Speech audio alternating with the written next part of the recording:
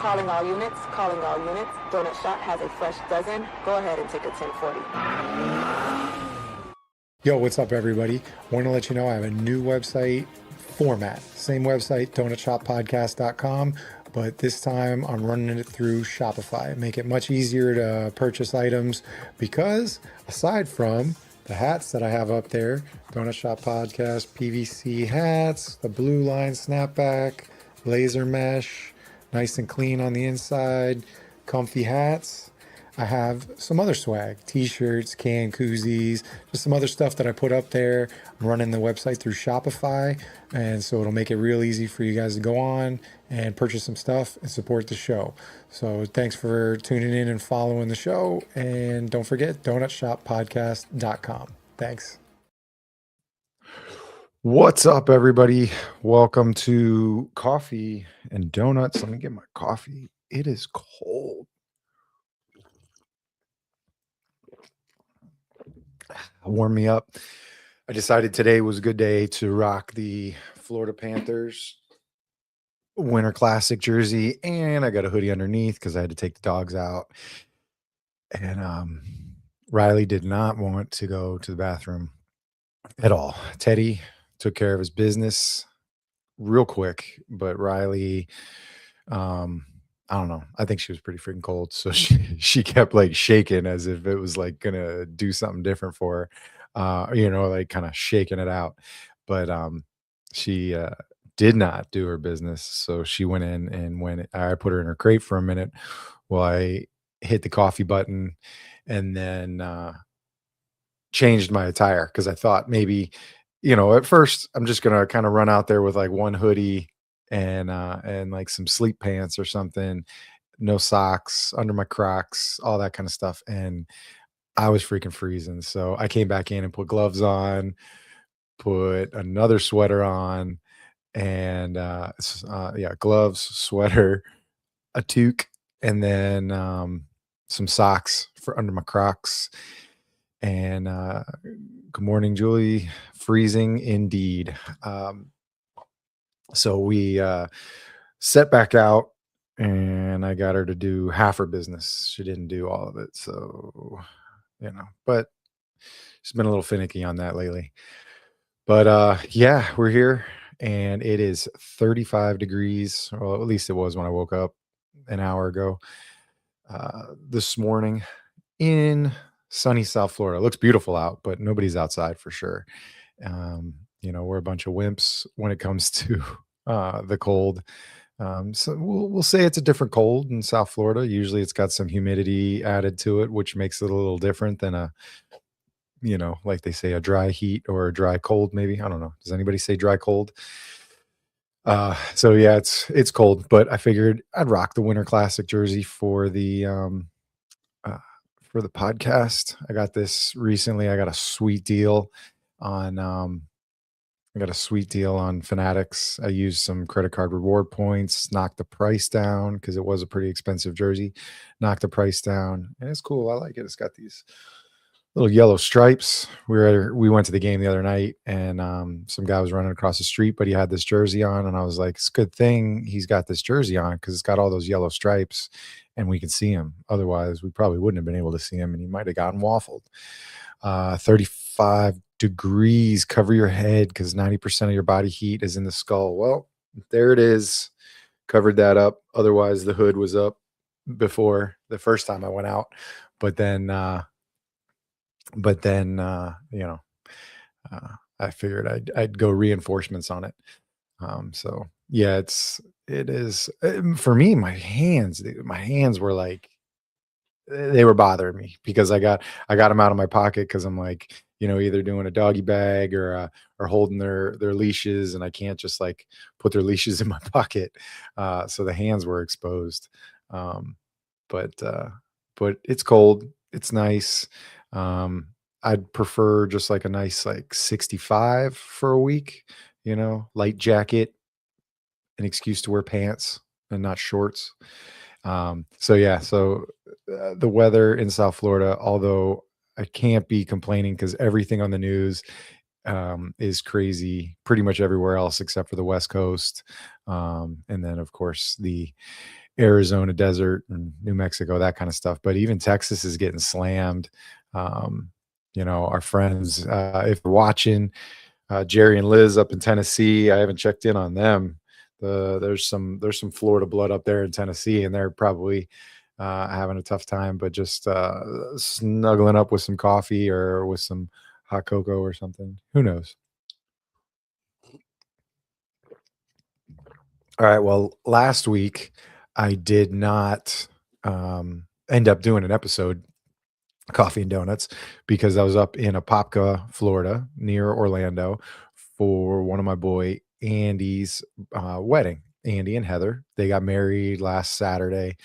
So of course you've got the wedding festivities, all that kind of stuff, and we had the wedding was pretty cool. It was it was a house that had gotten moved to this location, so picked it up, dragged it over, and moved it to this spot where it was at.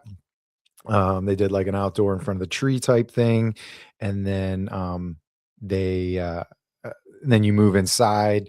You've kind of got the run of the first floor of the house. There's a big ballroom area that could use some better acoustics because the DJ was super freaking loud, and they had no kind of sound dampening, but that's just me. But it was loud as fuck. But it was a good wedding. Fun times, and I didn't drink that much during the wedding because I was we as good groomsmen went out the night before Friday night after the rehearsal dinner. So that night I was not very useful towards the end of the night. I was really like not joking. I was just sleeping because at like 1 o'clock, I'm definitely turning into a pumpkin. So I just decided, since I'm not driving, which was a good idea, I decided to sleep in the car, and I missed 48 tacos from Taco Bell getting served in the suburban, all that kind of stuff. But I slept. I don't get sick. I came into the hotel room, unfortunately woke my wife up, which was not happy, because I had the hiccups and it shook the whole bed. So, but I survived, and surprisingly wasn't hurting that bad the next day. But you know, alas, I did most of my partying Friday night. Saturday was pretty chill, but we did have it was cool because there's I was talking about the facility, and then on the same property, you walk right across the street, just like one parking lot street. You walk across the crosswalk, and you're in a Hilton Garden Inn hotel. So it's pretty cool that they obviously work in conjunction with each other. It's like we were just watching like wedding parties like roll through that hotel, because there was a wedding at that place on Friday night that they were preparing for when we did rehearsal dinner and rehearsals and stuff for the wedding. There was a wedding getting ready to start, and then so we saw them in the hotel. So it was pretty cool, to sit back and kind of watch that part. So the night of the wedding, after, there was basically like an after party. They had coordinated with the hotel lobby bar to stay open later. When we were sitting in there, we watched another wedding party come in that was staying at that hotel. So they must have been using another place because they weren't at our place. And so it was like two weddings in the lobby, uh, you know, uh, drinking, and then there was like hors d'oeuvres out there that the hotel put out, that I'm sure they paid for. But and then I brought my iPad down and pulled up the UFC fight, watched some UFC um, on Paramount Plus, and then it was time to wrap it up. So, but ultimately, staying up till like 1 in the morning, you know, preferring to sleep in, and then everybody starting to text, hey, breakfast time, breakfast, we got to go to breakfast, we got to pack up and get out of here, all that kind of stuff. It wasn't really conducive to rocking a podcast like this, or a live stream like this. So, um, yeah, that's why I missed last week. So it'll happen from time to time. I'm retired now, and enjoying life. So that's that. Um, Coming up this week, I have a podcast dropping. A guy named Morgan Lorette reached out to me. He's a let's do a quick background. He was a Air Force security forces, so basically like Air Force military police. But a lot of what they do, to his description, not mine, is guard airplanes. So they they guard the bases. They're the security forces for the bases and stuff like that. Obviously, you've got bases overseas, you've got bases domestically. But part of what he jokes around about is how it's you know kind of a boring job because you're just sitting there staring at planes a lot of times, jets and all that kind of stuff. But then when he got out, he joined Blackwater, and it kind of at the height of Blackwater, in during the Iraq War. So I think it was, I'm going to get my numbers wrong, but it was kind of like a '06, '05, '06 to like '09 type stuff. So in those early 2000s, he was in Blackwater, doing Blackwater things. So he's got a lot of experience with, um, these military contractor companies, and so he's an author now. He's written a book, and then he's also rewritten that book. But he tells some stories, so those are going to come through in the podcast. Kind of like blew my mind about like trafficking. Trafficking's been a big topic for years, and of course we're always still talking about the Epstein stuff. More documents got released. Just so it kind of it's been the world's been pulling the curtain up on some of these weirdos that do that are trafficking humans, trafficking especially children, which are kind of even more freaky. And I don't even know how to talk about that stuff. But one of the things he mentioned is like with the uptick in this border patrol activity, this ICE activity, when they're trying to do these influxes, they're pulling people off the border sometimes. So they're or at least maybe not off the border, but the ones that transport migrants that have come in to holding facilities or to the cities where they're going to take asylum, that kind of stuff.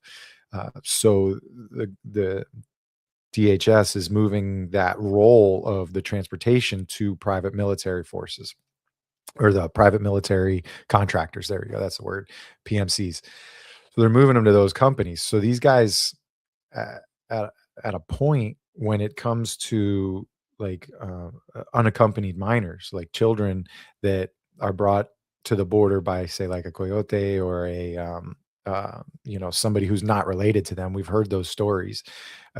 They they're not allowed, of course, because there's no sort of documentation on them being related to this child. So the US government separates them from them, and then there's these sponsors, or they're supposed to come with like information. I don't know a whole lot about this stuff, but they're supposed to come with like information of like where they're intended to go, like maybe if they have a family member in the United States and stuff. And so these private military contractors end up transporting these kids, and it's like the addresses provided are just like nothing. It's like trash. It's like a gym, a grocery store. It's like not a real address for a person. So then they put them in these like smaller facilities, and then they kind of just like disappear into society. And so essentially it's like these military contractors are like trafficking these kids, maybe not by intent, but they're transporting them, and then they just kind of disappear. And some of what Morgan explained was just not even on that topic, was just that these private military contracts do the bidding of the federal government, but don't necessarily cause the federal government to have to answer to things. Um, like imagine imagine just like police work, law enforcement, if cops, like if we were just a private law enforcement agency that had rules, but weren't necessarily held to a standard where we had to answer to elected officials and um, the citizens of the city. And so we just kind of went out and did whatever we felt was necessary to survive or complete a mission. Um, then you sorry, this thing's getting itchy.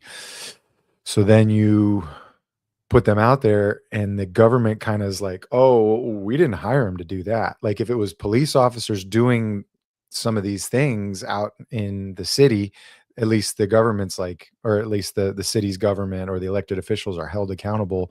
The chiefs, are held accountable, but the private military contractors not necessarily held accountable.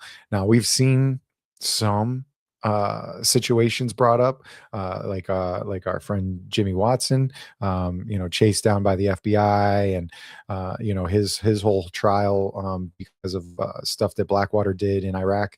But there, Morgan was telling me they're everywhere. They're in a lot of these countries that we're mentioning, and it's like the United States' way of putting boots on the ground, but not putting U.S. military boots on the ground. They're putting, hired, basically like hired mercenaries, contracts into countries to do some of the work that we might expect the military to do, but because they sort of want to hide it behind a curtain. So it's a little interesting. I some of it during the podcast like really caught me off guard, and I was like, wow, I am woefully underprepared for this conversation. And I've looked into it a little bit more since then, but I wasn't totally uh, deep into it before. So he's got a couple other podcast episodes out that he's been on different shows, but he's cool. He's a hilarious guy that you know, would be cool to link up with. He's out in Oregon, Arizona, but he's a super nice guy, and was a good podcast. So that'll come out Tuesday with some accompanied reels. What do you got? I know two. Let me show this. I know two Alaska Native corporations that are based in Miami at the detention center called A8 and DOI Depart of Defense, DOD, Department of Defense, and they're contractors. Yeah, it's um yeah. Yeah, I mean there's a lot. I mean, he named off like three or four, like we think of there's like two major ones that we of course think of, and then there's of course international ones, like Wagner Group that we know of due to the Russia Ukraine war. Wagner Group is a you know contractor employed military force basically, and at one point they were moving up uh towards Red Square to maybe even overthrow Putin, which would have been freaking crazy if that happened. But of course money wins out, because that's one of the roots of all things.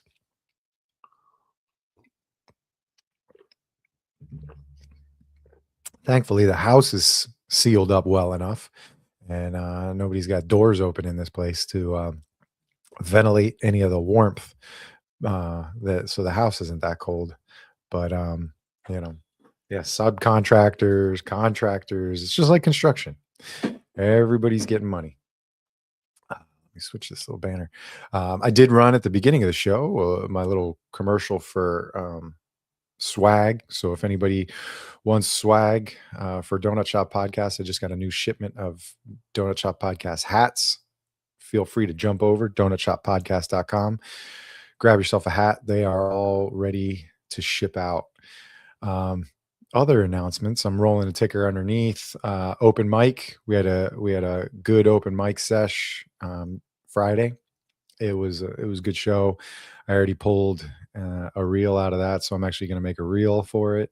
Um, Kind of silly. I get made fun of by Nick now because I talk about how throughout my career there was a story told to me. Nick swears that it's a prank, but the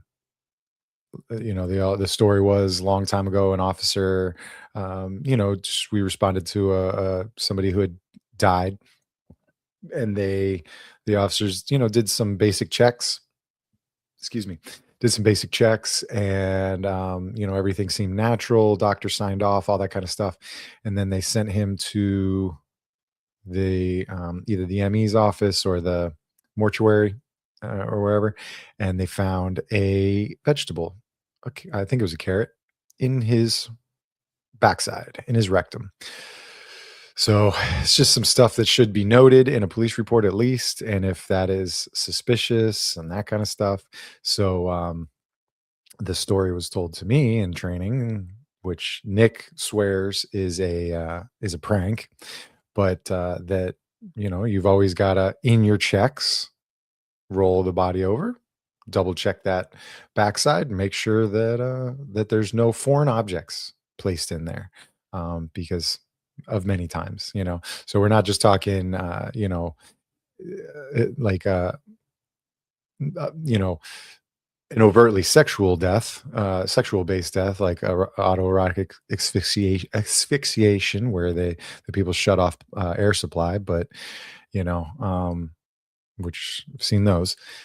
This one, like that, the story that was presented to me, it was more of a natural death. Like people just go in their sleep, and so it was always something. And it wasn't just me, it was anybody that I worked with, if I was a backup or the third person on the call, and hey, just all right, let's do a once over. It wasn't me telling them to do that. Everybody knew this. So all right, so maybe it was some freak back in the early 2000s that started telling Sunrise officers that they had to do it. But so Nick finds that hilarious, so he brought it up. Yeah, Juliet says, don't forget to eat your vegetables. It's a good, the moral of the story is eat them, don't put them in your bum.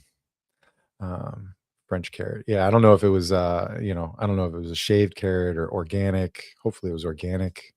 But yeah, it didn't do very well. So yeah, that was open mic on Friday, and then yeah. And then make sure you subscribe to Donut Shop Podcast on Spotify and iTunes, or Apple Music, or no, Apple Podcasts.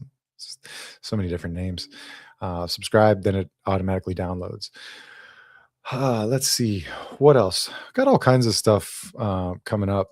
This retirement thing's kind of I'm getting used to it. It's been over a month now. Getting down with cooking dinner. I know it seems trivial, but I was always one to order, or sometimes Lupe would eat, or sometimes Lupe would cook. But now I'm going through. I use an app called Fit Men Cook. So hey, it kind of works, right? Trying to be a fit man, and they have good. The creator of the app has good recipes. There's like 300 or 400 recipes for all kinds of stuff, different breakfasts, whatever in there, and even has videos to coincide with the recipe. So it's pretty dope app. And then like the level that I paid for when I purchased the app, I think it was only like a one-time purchase, allows me to do sort of a meal plan where I'm just doing dinners, and then a couple breakfasts, and I can just slot them in. I love technology, obviously, and then you hit create a shopping list, and it puts all the ingredients that you need for your shopping list, for how many servings you're doing. So like if you are serving friends or family, but like for Lupe and I, it's just two of us. So I'll do it, and it'll just, it pairs it down and shows you how many ingredients you need for two. And so then I can create my shopping list accordingly. So I'm getting more comfortable with it. I dig it. And I'm making some good meals. Yesterday I did like a sweet potato hash for breakfast. It was pretty good. Grated up some sweet potato to make like that hash brown sort of base, and then crack some eggs over top of it, let those cook in, some feta cheese, and then we were off to the races. So that was breakfast. It was pretty dope. And there's some good meals. So no relation to the app, but if anybody's looking for an app that has some good meals and doesn't feel like browsing through a cookbook, or saving Instagram videos that have recipes on them, Fit Men Cook is a good app. And if you've got any suggestions for other cooking apps or whatever, drop them in the comments down below. I appreciate it. I'm just, I'm working through it and making me some sweet meals. Oh yeah, over here my stormtrooper helmet I did last Saturday, no, Tuesday. I've got my calendar right here. Yeah, Tuesday night was Star Wars night at the Florida Panthers game. They did lose to the Utah Mammoth, but it was cool because it was Star Wars night. There was like 60 of us nerds there from the 501st Legion, the Rebel Legion, and then the Mandalorian Mercs. So three groups. We were in this big conference room at the arena, which is where we got to like change into costume, and we wandered around the arena all night long during the game and stuff. I'm gonna send a couple pictures to myself to put them on, but we wandered around. It was pretty cool. I've done this a few times. I don't necessarily love doing these at this place because the Panthers love to work the hell out of you, and it's not like we're getting paid to do it. We basically got some chips and water.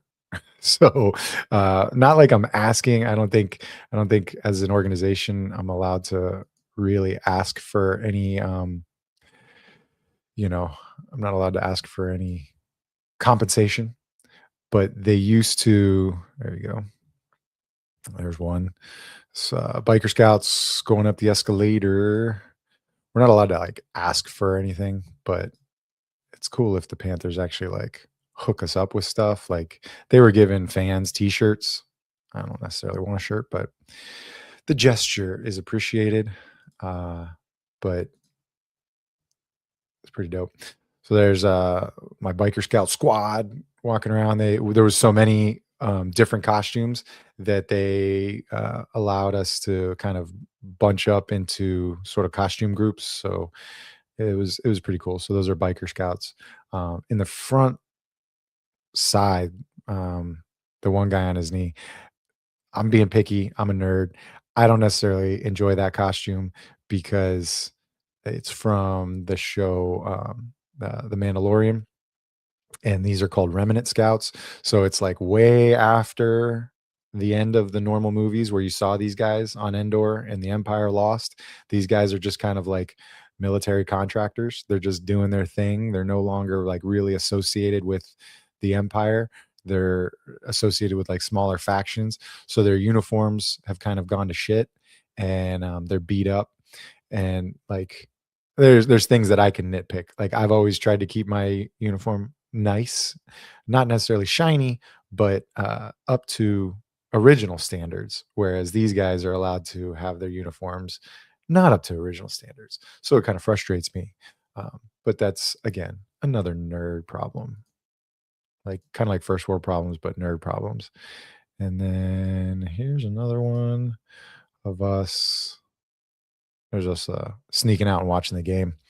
We had a pretty we would sneak out into like the handicap section because there was a little bit more room to like walk around, and everybody behind us would go nuts and like, yo, what's up, like, to see us in there and stuff. And I was trying not to like block. That's me, I'm the one in the back. I'm sitting here putting my mouse over it, like you guys can see my mouse, but I'm the one on the back left of that picture. But like the people that were there behind us were like, they were trying to take pictures of us and stuff, and they were turning around, and I was like, no, look, I can do selfies. So I'd take their phone and like I'd hold it in front of me with them in the background. I mean, it was super cool. I couldn't find any on social media, but I'm sure they're out there. So it was some good pictures. Just a pat on my back for doing some fun stuff. And then I think this is one of the last. I don't know if I showed this one. That was us going up the escalator, headed to the 300 level, up towards the top. So we did that, and good times. So all right, today on tap, got the hitting up the gym for a workout, and then getting back to finishing uh, organizing some storage. How exciting is that, right? We're organizing storage, um, making it better and more efficient, throwing away some crap, and a little bit of declutter. Even though one of my friends did text me and go, you can throw some stuff away. Um, you know, whatever it is. It is what it is. What do we got? Joseph. Joseph says, how many allegations do you need before people start questioning if you're a good person? I don't know what that means. Feel free to elaborate. Um, I'm gonna I'm gonna dance around and make some stuff up at first and see if I have a feeling I'm gonna get a little ahead of myself and say I probably will not satisfy an answer. But uh, how many allegations? So let's say if you're asking about a police officers, in my opinion, if you're out doing your job, if you're doing it to the letter of the law, but you are out hunting for bad guys, looking for bad guys, and do not please a lot of what this uh oh, well, I'll keep working on my thought and then I'll get to your completely off topic question. Yeah, police officers, if they're out doing their jobs, they may not make people happy. They're going to get complaints. It happens, because, especially in today's day and age, society expects police officers to placate to them. Coming from experience from me, placate to them. Uh, you're referring to the, we'll say, Epstein files, because you typed Epstein. The Epstein files that Trump has 40. Um, I don't even know what's real anymore. I'm not defending Trump, but um, not defending him at all. But um, I don't even know with this whole thing. Um, I don't trust half the crap that goes on in that what we see in the media, because you and I, Joseph, aren't collecting the actual files. We're not in the DOJ to see those unredacted files. Um, I just caution everybody. You're asking questions, which is completely logical, but so much stuff going on, like literally right now, is a shell game for all of us. Like, hey, let's look at these protests, or so just take Minnesota for instance. You've got somebody that brings out information about um, uh, fraud, these Smalley daycares, fraud, and then all of a sudden there's a massive amount of protesting because of cause and effect. There's an influx of DOJ, or an influx of Homeland Security agents, ICE, and Border Patrol coming to the area. Not those are all facts. Um, an influx looking for whatever they are looking for and doing their work. And then you've got all these protesters that then start influxing too as a counter to them. So you've got all this. And then you have two shootings in like 2 weeks. But then we've now stopped talking about the fraud. What's going on with the fraud? All the politicians from Minnesota are just talking about the shootings, and now you've got an organized protests going on across the nation. Um, then there's information that comes out that's like, look, there's signal chats that were infiltrated by non-protesters, and they have proof that there's like the lieutenant governors in there and all this kind of stuff. So it's like there's so much distraction on what's going on, and there's so much going on. Was it a distraction to distract from the Epstein files? Are the Epstein files there to distract from this or that? The question is as a person, you've just gotta choose what's important to you. You know, if if the victims of Epstein are important to you, then bang the drum, do all that. If it's you hate Trump and you just want to find anything wrong with him, uh, you got to ask who's serving you that up. Is Trump truly the bad person, or is he just somebody that knows that he's going to step out in front and he's got such a twisted mind that he doesn't give a fuck what people say about him? Okay, maybe. Um, what are we saying here? Personally, personality politics.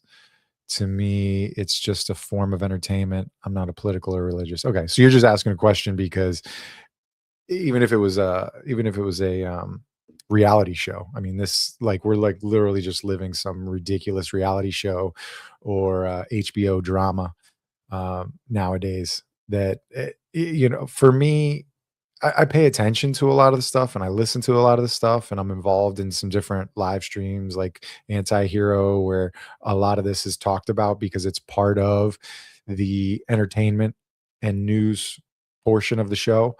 But for me as a person, just I really focus on like 100 feet in front of me, like what's around me, what's going on, my family, my finances, what I can do for my friends and family. And that's about it. I realize I have this platform and I have this podcast stuff. But for the most part, it's about people that are 100 feet within 100 feet in front of me.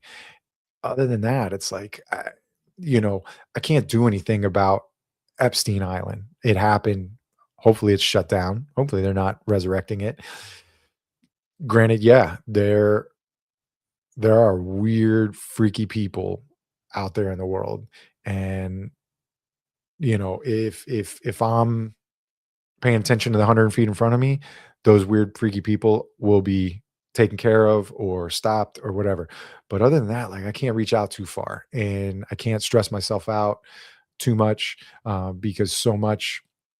If we go back to the pandemic with how crazy we got ourselves worried about so much stuff, and then it's like, some people, it's like, yo, I didn't even get COVID.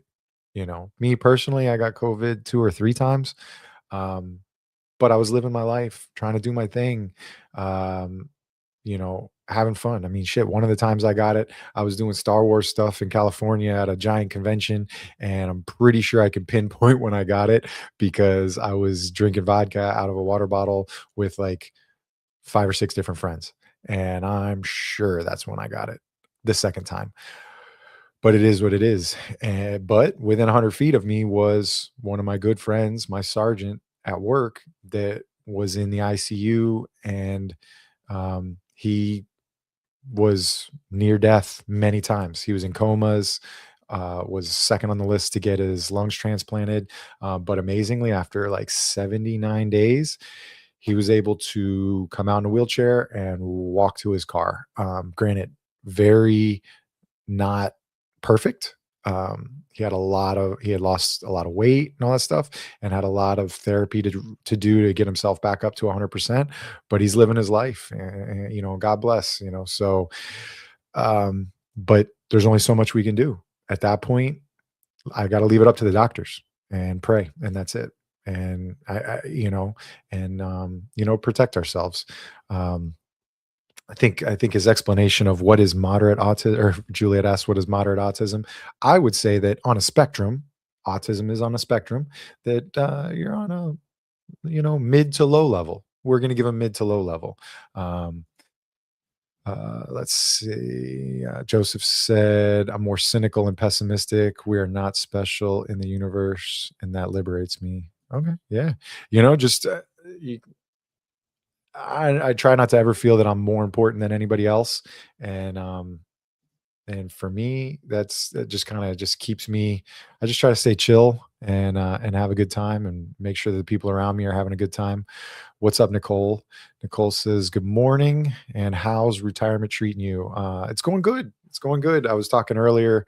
I just try to keep a schedule and put things on the calendar and like live by that calendar. And I try to, clock in at like 8 or 9 in the morning, sort of in my mind, like got some podcast stuff to do, got some communication to do. And then, maybe a podcast or some editing. And then I got some stuff around the house. I got errands. I got to hit the gym, all that kind of stuff. And then I try to clock out by 5, 4 o'clock, really. I'm starting to prep dinner and get all that ready because my wife will be home 5:36 and get all that going and sort of be clocked out by 5. And then the same thing kind of goes for the weekend, move to make sure that the weekend is free to do some stuff, um, and not be, tied down by the computer, although I'm sitting here right now. So yeah, retirement's good. 2 checks in, already got that second check, second month of the year. And pretty good, so yeah, retirement's going well. uh Juliet's off to do some birding with the Merlin app. Oh, the birds out when it's this cold. I know it's not snowing in South Florida, but whoo. So all right, well, enjoy your birding. And yeah, I'm probably going to wrap that up. Joseph, thanks for coming in on the back end. I thought I could. I hope I could shed some light, at least on my personal opinion. Um, I just because I don't know. We'll see some. We'll see if we see some proof. Proof may come out after Trump does his term. Who really knows? I think there's some good things that he's trying to do, and I think there's some good things that are coming around about it. But I think a lot of this stuff that's going on in the world right now is a real shakeup of the system, that has been in place for a long time. And I think I'm afraid that, like, say the snow globe, like you shake the snow globe and all the little snow and stuff like that's going crazy all over the place, which is what's going on right now. Hopefully, it falls down into a better place and not into the same place. So that's that's my hope. Otherwise, like I said, I can only control really 100 feet in front of me, because at least I think you can hear me 100 feet away, talking. So Julia got 18 birds yesterday. We're out yesterday. I want to go out and hunt for iguanas. I'm smart enough to work and see the world and have thoughts and live somewhat independently of it. Yeah, good. Yeah, just everybody's allowed to have their thoughts. Everybody's allowed to say whatever they want. We are free to do that. I'm not necessarily the government anymore, so I can shut it down if I don't want to hear what you have to say. But because some of us forget that the Second Amendment only uh, protects you from government interference to your speech, not somebody else. And also why happened? Epstein been arrested 20 years ago. Yeah, no, there's all kinds of stuff. I don't think Epstein was arrested 20 years ago because he had such powerful friends. Power is, you know, power's a big thing, and who you know is a big thing. It can help you out, but you know, who really knows? I think when he got put in jail, this time, he probably pissed the wrong person off, and then he- I don't think we're ever really going to know everything. I don't trust much, but you know, it is what it is. We go down that dark rabbit hole, but I got to go get ready for the gym. I got to eat a little bit of breakfast and then get ready for the gym. So thank you all for tuning in. DonutShopPodcast.com. Check out any of the merch. I appreciate it. Subscribe to the YouTube, Apple, Spotify, all that stuff. New episodes coming out this Tuesday with Morgan Lorette talking about private military contractors, his time as a PMC in Blackwater, and that kind of stuff. So, thank you everybody for tuning in. And I'll see you on the production side on Wednesday when I jump in to help out Anti-Hero Broadcasts. So we'll see you later. Calling all units, calling all units. Donut Shop has a fresh dozen. Go ahead and take a 1040.